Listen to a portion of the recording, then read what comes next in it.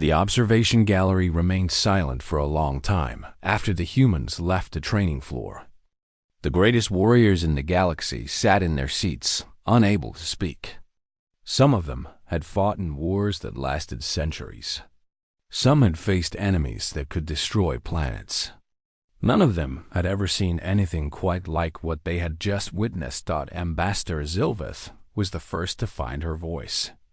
Perhaps we should take a recess.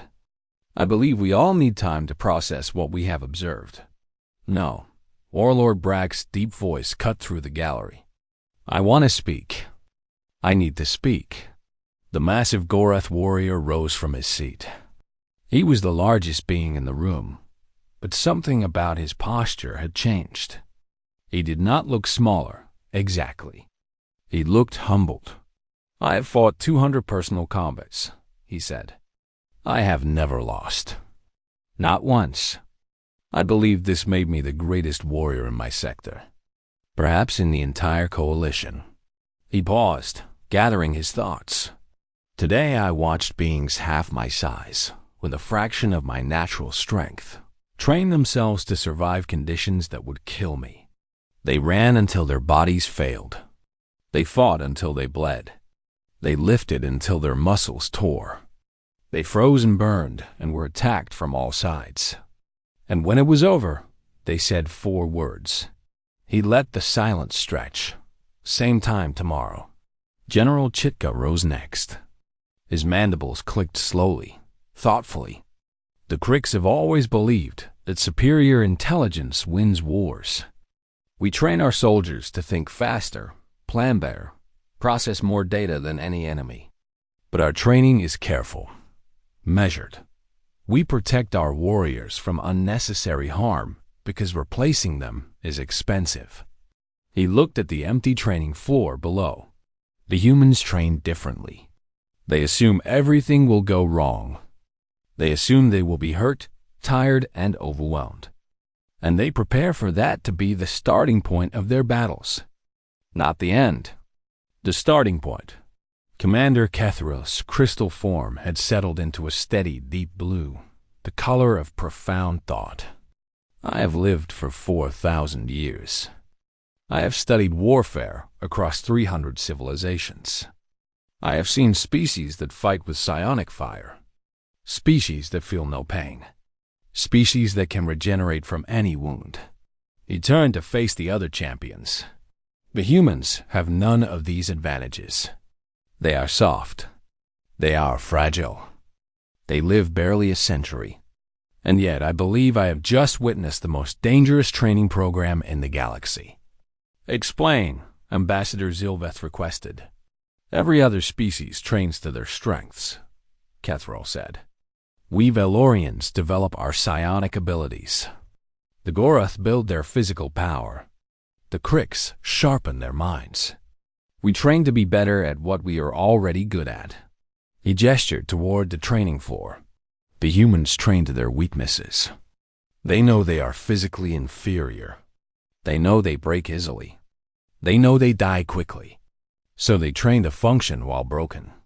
They train to fight while dying.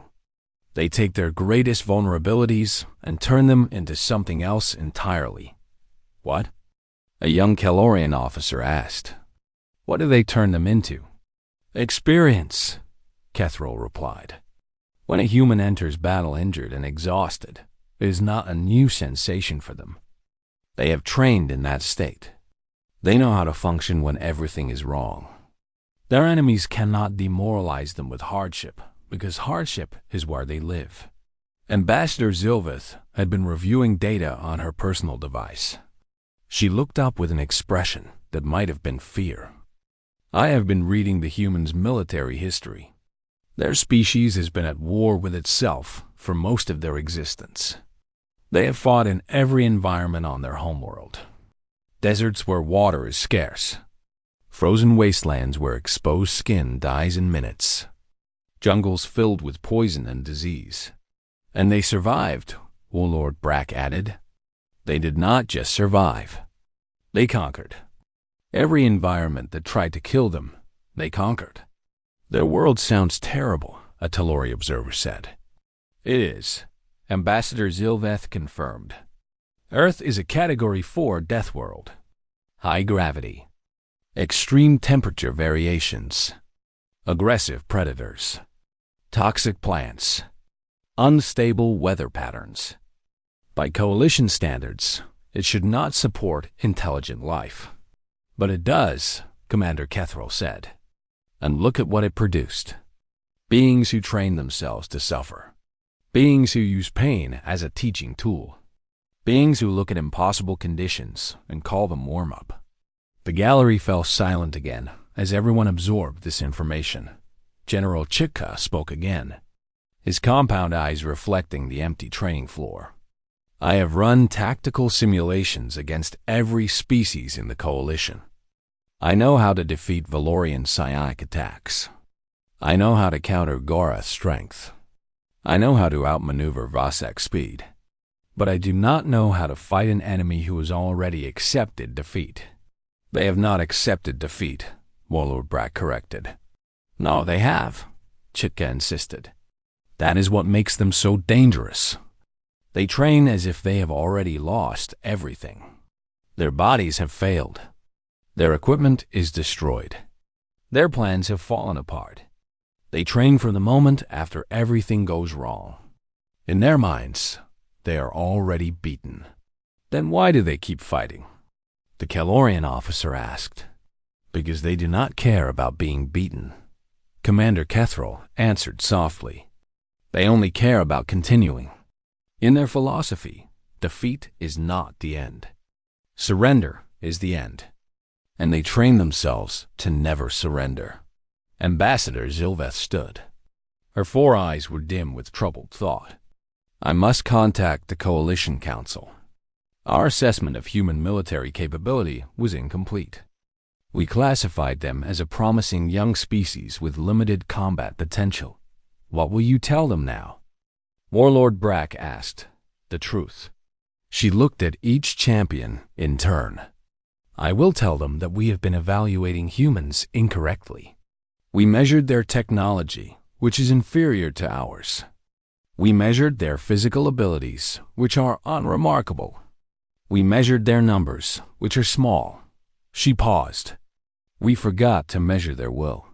And their will is not something I know how to quantify. The other champions nodded slowly. They understood. They had all spent their careers measuring threats in traditional ways: size, strength, speed, weapons, technology. These were the factors that determined military power. The humans had shown them a different factor, one that could not be easily measured, one that could not be countered by superior firepower or better tactics, the factor of never stopping, never quitting, never accepting that the fight was over. I have a question, a young Valorian aide spoke up. He had been silent throughout the observation, watching with wide crystal eyes. Why did they show us this? They must know we are evaluating them. They must know other species might use this information against them. Why reveal their training methods so openly? The gallery considered this. It was a good question. Why would the humans expose their secrets? Commander Kethril's form flickered with sudden understanding. Because it does not matter if we know. Knowing how they train does not help us. We cannot replicate what they do. Our species would not survive it. He is right, Warlord Brack said grimly. I could not do what I saw today. My warriors could not do it. We are physically stronger than humans, but our minds are not built to seek suffering. We train to avoid pain. They train to embrace it. Even if we wanted to copy their methods, we could not. They showed us because they wanted us to understand, General Chitka concluded. They wanted us to know what we would face if we ever became their enemies. The gallery absorbed this in silence. The humans had not come to the Unity exhibition to impress anyone. They had come to deliver a message. And every champion in the galaxy had received it clearly. We are small. We are weak. We will break, and then we will keep coming. The observation gallery slowly emptied as the alien champions returned to their quarters. Each of them needed time alone to think about what they had witnessed. The greatest warriors in the galaxy walked through the corridors of Nexus Prime in silence, their minds full of new and troubling thoughts. Ambassador Zilveth remained behind. She stood at the window, looking down at the empty training floor where the humans had pushed themselves beyond all reasonable limits. Her 4 eyes blinked slowly as she composed a report in her mind. She had served the Coalition for 300 years. She had written thousands of assessments about hundreds of species. She had always prided herself on being accurate and objective. But this report would be different. This report would change how the entire galaxy thought about humans. You are troubled. She turned to find Commander Kethril standing nearby. The Valorian's crystal form glowed with soft purple light. "I am trying to find the right words," she admitted. "The Council expects certain things from my reports.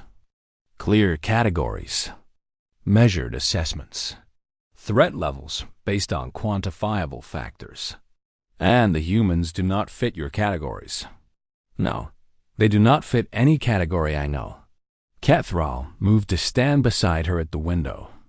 "Then create a new category. That is what I intend to do in my own report to Valorian Command. What category would you suggest?" The ancient Valorian was quiet for a long moment. When he spoke, his voice was thoughtful. "When I was young, barely 1,000 years old, I fought in the Crystalline Wars. We faced an enemy that felt no pain. They were mindless, relentless, impossible to demoralize. We thought they were the ultimate warriors because they never stopped attacking. I remember studying those wars," Zilveth said. "Your people eventually won. We did. Because despite feeling no pain, our enemies were still limited. They did not think. They did not adapt. They simply attacked until they were destroyed."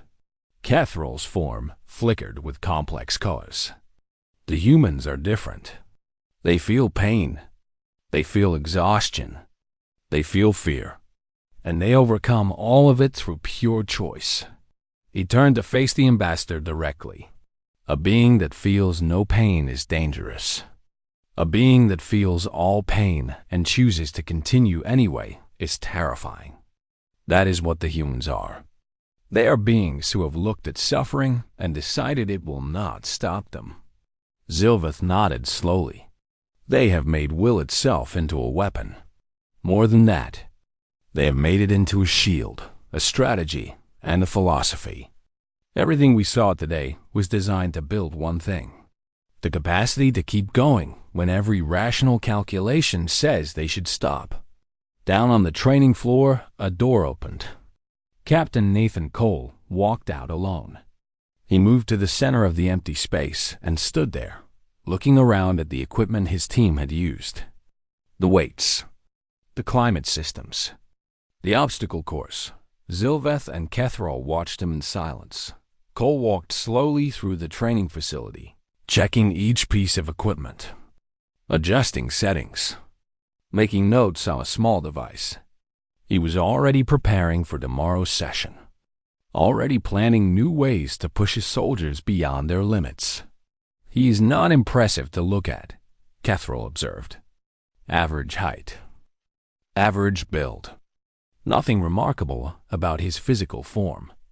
Yet he led them through all of that without complaint," Zilveth added. "He suffered everything they suffered. He showed no weakness, because he is their example. If he breaks, they break. So he has trained himself to never break where they can see. I wonder what he's like when he is alone." As if hearing their words, Cole stopped in the center of the training floor. He stood very still for several seconds. Then, slowly, he allowed himself to sit down on the deck. His shoulders slumped. His head dropped. For just a moment, his mask of calm confidence fell away. He was exhausted. He was probably in pain. He had pushed himself just as hard as his soldiers, maybe harder, And now he was feeling all of it, but only when no one else could see. After 30 seconds, Cole took a deep breath. He straightened his back. His face returned to its calm expression. He stood up and walked out of the training facility as if nothing had happened. He allowed himself 30 seconds of weakness, Kethril said quietly. 30 seconds to feel what his body has endured. Then he put it away and continued. That isn't human discipline. No. Kethril's form shifted to the deep blue of certainty. That is human discipline. That is what their species has learned in their short, violent history on their death world. They learned that they could not afford to be weak for long. The predators would catch them. The weather would kill them. Their enemies would destroy them. So they learned to feel their weakness quickly and then move past it.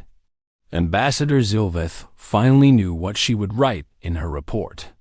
She turned away from the window and began walking toward the exit. I will tell the council this, she said, and Kethril walked beside her to listen. I will tell them that humans are not the promising young species we believe them to be. They are not children learning to walk among the stars. They are survivors of a world that tried to kill them every day of their existence. And I will tell them that humans do not train to fight enemies. They train to fight the universe itself. Every other species in the coalition became powerful by mastering their environment. Humans became powerful by refusing to surrender to theirs. They looked at a world of predators and poison and extreme conditions. And they did not develop better claws or thicker skin or faster legs. They developed the ability to keep going no matter what. They reached the corridor outside the observation gallery. Other alien champions were walking past, still silent, still processing what they had seen. Will the council understand? Kethril asked. I do not know. They will want numbers and threat assessments. They will want to know human weapon capabilities and fleet sizes and technological levels. They will not understand why I am telling them that the most important thing about humans is that they train to be tired. She stopped walking and turned to face him one final time. But I will try to make them understand. Because if we ever face humans as enemies, the council needs to know something critical. What is that? They need to know that destroying a human fleet will not end a war. Occupying human planets will not end a war. Killing human soldiers will not end a war. Her 4 eyes were dark with the weight of her conclusion. Because humans do not stop when they are defeated. They only stop when they choose to stop. And from what I saw today, they train themselves every single day to never make that choice. She walked away, leaving Kethril alone in the corridor. The ancient Valorian stood there for a long time, thinking about the humans and their strange, brutal, magnificent approach to war. Then he too walked away to write his own report. In the human quarters on the outer ring of the station, Captain Nathan Cole gathered his team for a final briefing before sleep. They sat in their small common area, ice packs on their injuries, cups of water in their hands. They were exhausted beyond words, but they were all listening. Good work today, Cole said. We showed them what they needed to see. Think they understood? Sergeant Kevin Liu asked. His lip had been treated, but was still swollen. I think they're starting to. Give them time. They'll figure it out. Private Laura Kim smiled despite her obvious fatigue. So what's the plan for tomorrow? Cole smiled back. It was a small smile, tired but genuine. Same as always. We train. We push ourselves. We get better. He looked at each of his soldiers in turn. And we show them that today was just a regular Tuesday. The humans laughed quietly. It was not a loud laugh or a long one. They were too tired for that. But it was real. Tomorrow they would do it all again. And the day after that? And every day until their bodies gave out or their enemies gave up. Because that was what humans did. In the observation gallery, one lost figure remained at the window. Warlord Brack had returned after the others left. He stood alone in the darkness, looking at the empty training floor below. He was the greatest warrior his people had ever produced. He had never known defeat. He had never faced an opponent he could not overcome. But as he stood there in the silent gallery, he made a promise to himself. He would never fight the humans, not because he was afraid of losing. He had always been willing to die in battle. That was the Gorath way. He would not fight them because he was not sure he could kill them fast enough. He could break their bodies. He could crush their bones. He could tear them apart. But he had seen their eyes during the training session. He had watched them suffer and continue. He had seen what lived inside them. And he knew that as long as even one human was still breathing, the fight would not be over. "Same time tomorrow," he said quietly to himself. Then he turned and walked away, leaving the observation gallery empty and dark. The universe's greatest heroes had fallen silent watching humans train. And in that silence, they had learned something important. They had learned to be afraid. The space station Nexus Prime floated in the darkness between stars like a bright jewel. Ships from dozens of species came and went through its massive docking bays. It was a place of business, diplomacy, and sometimes secrets. Today, it would host one of the most important trade negotiations in recent galactic history. Commander Zethrak stood at the viewport of his shuttle as it approached the station. He was an impressive figure even by Valoran standards. 8 feet tall, covered in dark green scales, with 4 muscular arms that could crush stone. His eyes were golden and sharp, like a predator watching prey. He had conquered worlds. He had killed enemies with his bare hands. He feared nothing in the galaxy. The Valorans were known throughout the stars as the greatest warriors.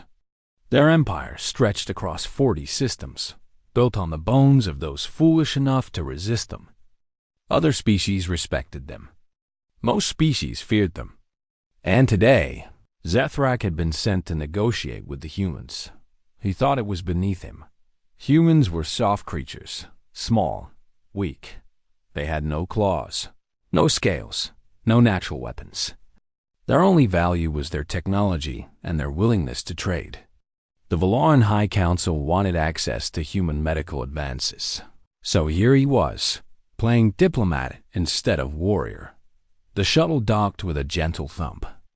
Zethrak adjusted his ceremonial armor and walked down the ramp with the confidence of a conqueror.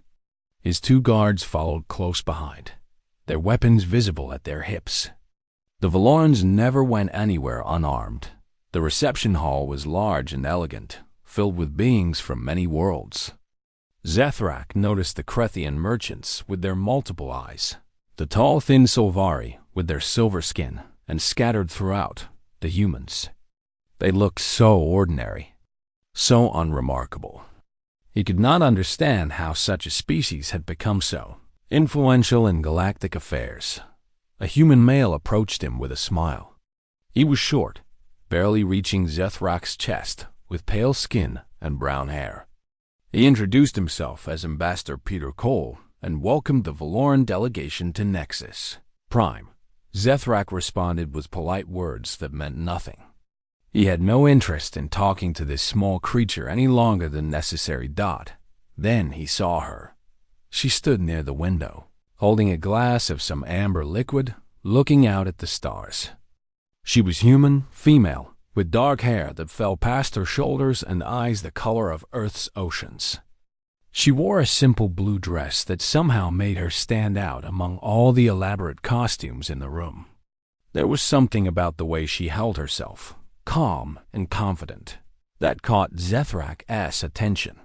He asked Ambassador Cole about her. The ambassador explained that she was Claire Bennett, the station's chief cultural liaison. She helped smooth over misunderstandings between species. She was very good at her job.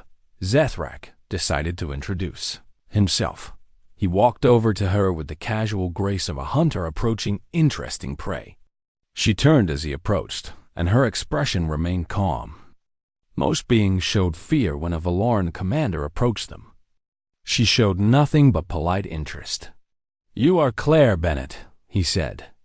It was not a question. "I am," she replied. Her voice was pleasant, neither too soft nor too hard. "And you are Commander Zethrak of the Valoran Empire. Welcome to Nexus Prime." He was slightly surprised that she knew his name. He should not have been. It was her job to know such things. "You are not afraid of me," he observed. She smiled slightly. "Should I be?" He found himself intrigued. Most humans stammered in his presence. This one seemed almost amused. He decided to impress her with tales of his conquests, describing the battles he had won and the enemies he had defeated. He spoke of the glory of Valoran warfare and the honor of combat. He expected her to be awed. She listened politely and asked intelligent questions, but she did not seem awed. She seemed like someone who was simply doing her job well. After some time, Zethrak made his intentions clearer. He suggested that a female of her quality deserved a proper warrior as a companion. He asked if she was available. Claire's expression did not change. "I am married, Commander." Zethrak felt a flash of disappointment, followed by dismissal. "Married? To a human male?" "Yes," he laughed, a deep rumbling sound that made nearby guests turn their heads. "And what does this husband of yours do? Is he a scientist? A merchant? Perhaps he counts cargo containers somewhere." Claire's eyes met his directly. There was something in them now, something he could not quite identify. "He serves in the military, Commander. He is currently deployed."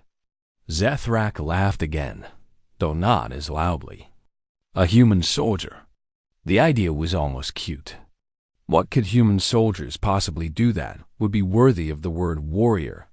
They were probably glorified security guards, standing around and looking important while true warriors like the Valorans did the real fighting. "I see," he said, his tone making clear he did not consider this a serious obstacle. "A soldier. How nice for him." "Yes," Claire said simply. "I think so." There was something in her voice now, too. Not anger, not defensiveness. It was more like quiet certainty, the kind of confidence that came from knowing something others did not. Zethrak found this interesting. Annoying, but interesting. "Perhaps," he said, "when your husband returns from his deployment, I could meet him. I'm always curious about how other species define warriors." "Perhaps you could," Claire agreed. "I think you would find him educational." She excused herself a moment later, moving across the room to greet a group of Solvari delegates. Zethrak watched her go, his mind working. There was a mystery here. This human female was confident in a way that did not match her species' reputation for weakness.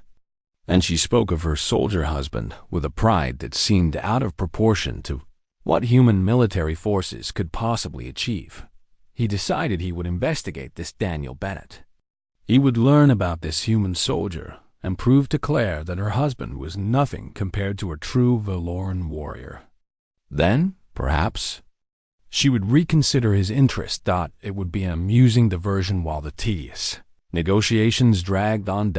He had no idea that this investigation would change everything he believed about humanity. The next morning, Zethrak sat in his quarters aboard the Valoran ship docked at Nexus Prime. The room was simple but comfortable, decorated in the dark reds and blacks favored by his people. A large screen dominated one wall, currently displaying everything Valoran. Intelligence knew about the human military. It was not much. The Valarans had never bothered to study human forces in detail. Why would they? Humans were traders and scientists, not warriors. Their military existed to protect shipping lanes and patrol their small territory. Nothing worth the attention of the greatest warrior species in the galaxy. Zethrak frowned at the screen. He had asked his intelligence officer to find information on Daniel Bennett, husband of Claire Bennett, currently serving aboard a human vessel called the Resolute. The search had returned surprisingly little. The human military keeps their personnel records private, his intelligence officer, a younger Valoran named Kethel, explained. We have only what can be gathered from public sources and intercepted communications. Then tell me what you have found. Kethel brought up the file. Daniel Bennett, Staff Sergeant, age 34 Earth years. Born in a place called Montana on the human homeworld. Served in the human military for 12 years. Currently assigned to something called the Orbital Drop Shock Corps. Orbital Drop Shock Corps, Zethrak repeated. What is this? Kethel shrugged his upper shoulders. An infantry unit, Commander. They deploy from orbit to planetary surfaces. Our database classifies them as a minor ground force, nothing more. Zethrak studied the image on the screen. Daniel Bennett looked disappointingly ordinary. Average height for a human. Brown hair cut short. Blue eyes. A strong jaw, but nothing intimidating. He looked like any other human male Zethrak had seen. He certainly did not look like a warrior. Infantry, Zethrak said with contempt. He is a foot soldier.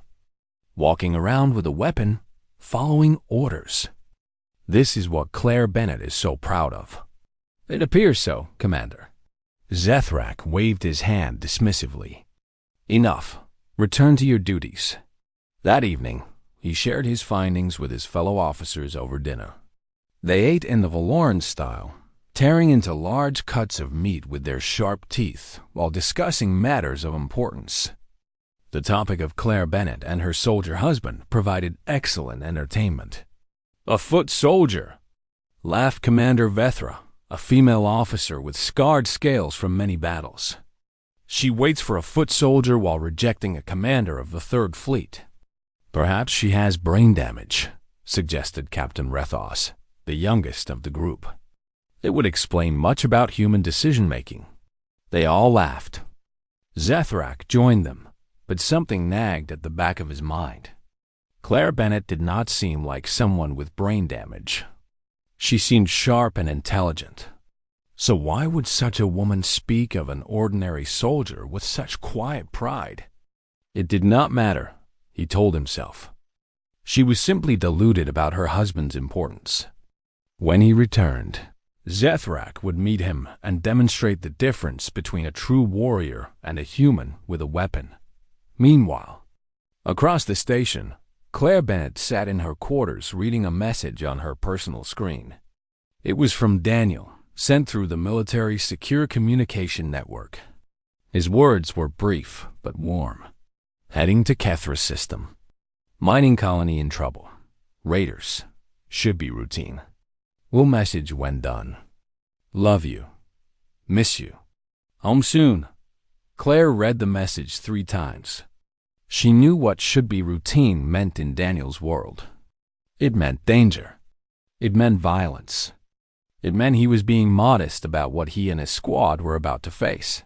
She had been married to Daniel for 8 years. She had learned not to worry too much because worrying did not help and Daniel always came home. He had been shot twice, stabbed once, and had survived a drop pod crash that should have killed him. Every time, he came home, but she still felt the cold knot in her stomach whenever he deployed. She wrote back a simple message. Stay safe. Come home. Love you more. Then she put away the screen and prepared for bed. Tomorrow would be another day of diplomatic functions.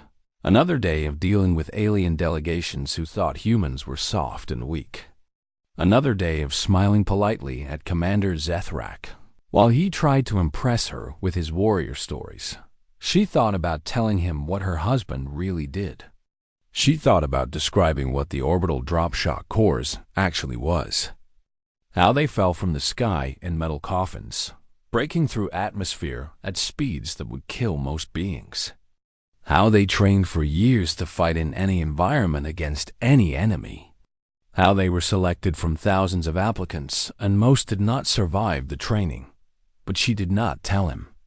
Let him believe what he wanted to believe.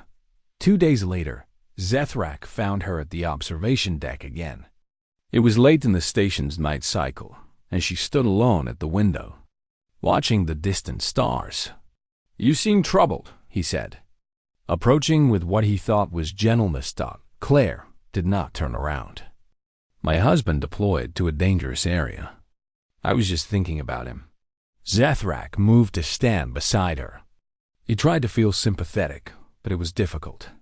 To him, danger meant honor and glory.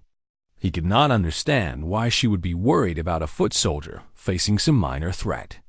"I am sure he will be safe," he said. Human military actions are rarely significant. Now she did turn, and he saw something flash in her eyes. Not anger, exactly. Something closer to dark amusement. "You might be surprised, Commander." "Perhaps," he said. "Tell me, where has he been deployed? What is this mission that concerns you?" "The Kethra system. A mining colony was attacked by raiders. Sketh raiders." Zethrak felt a moment of genuine surprise. The Sketh were dangerous. Even Valorans respected their ferocity. They were brutal, savage fighters who took pleasure in violence. A Sketh raiding party was not a minor threat. "Sketh," he repeated. "That is more serious than I expected." Claire smiled slightly. "Yes, it is. Your husband's unit. How many soldiers?" 12. Zethrak stared at her. 12 humans against Sketh raiders? How many raiders? Intel estimates between 40 and 60. He could not believe what he was hearing. 12 humans against up to 60 Sketh warriors? It was suicide. It was madness. No wonder she was worried. Her husband was already dead. He just did not know it yet. "I am sorry," he said, and for once he meant it. "That is unfortunate." Claire turned back to the window. Her voice was calm when she spoke. "Daniel has faced worse odds. He always comes home." Zethrak did not know what to say to that. It was clearly the desperate hope of a grieving wife. No being could face those odds and survive, least of all a soft human. He left her alone with her grief. 3 days later, a Valoran observation probe would transmit footage from the Kethra system, and everything Zethrak believed about humans would begin to crumble.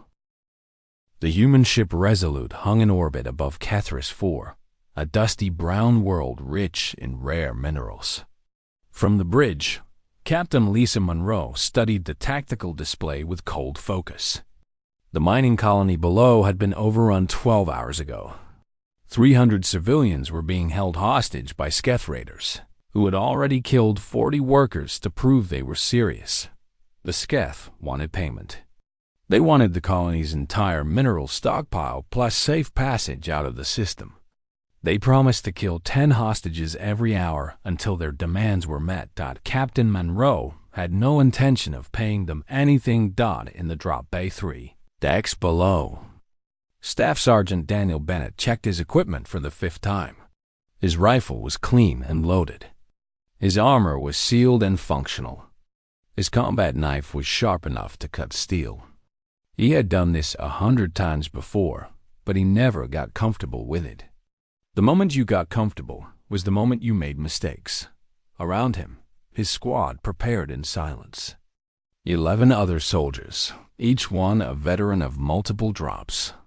They had all volunteered for this mission, knowing the odds were bad. The orbital drop shock corps did not take unwilling soldiers. Every trooper chose to be there. 2 minutes to drop, announced the ship's eye over the speakers. Daniel looked at his people.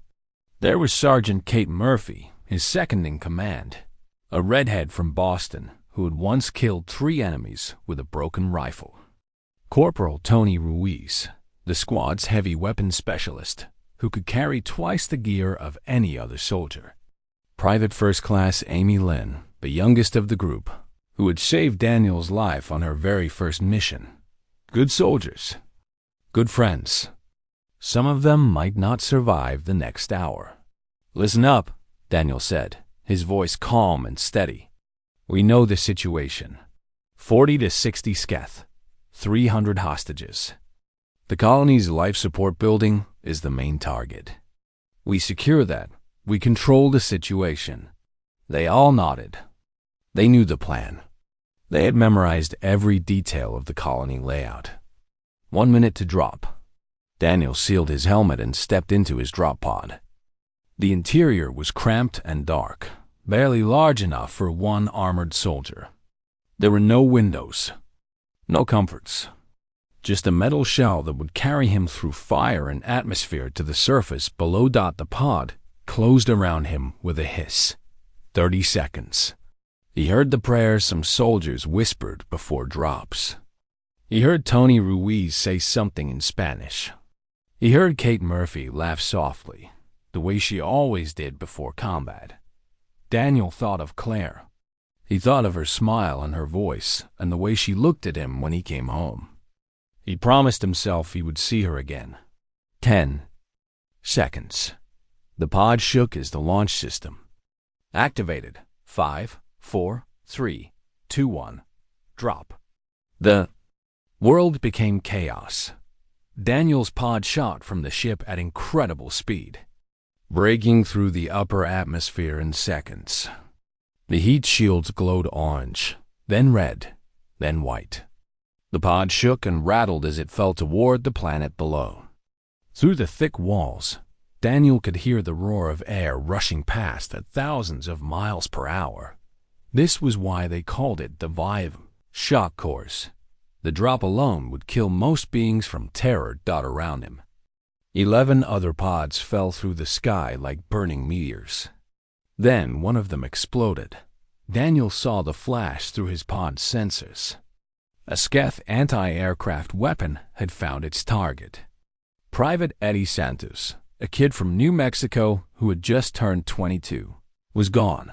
11 soldiers became 10. The ground rushed up. The pod's braking thrusters fired at the last moment, slowing the fall from deadly to merely painful. Daniel hit the surface hard, his armor absorbing most of the impact, and the pod blew open around him. He was on the ground, weapon up, scanning for threats before his mind fully caught up with his body. Training took over.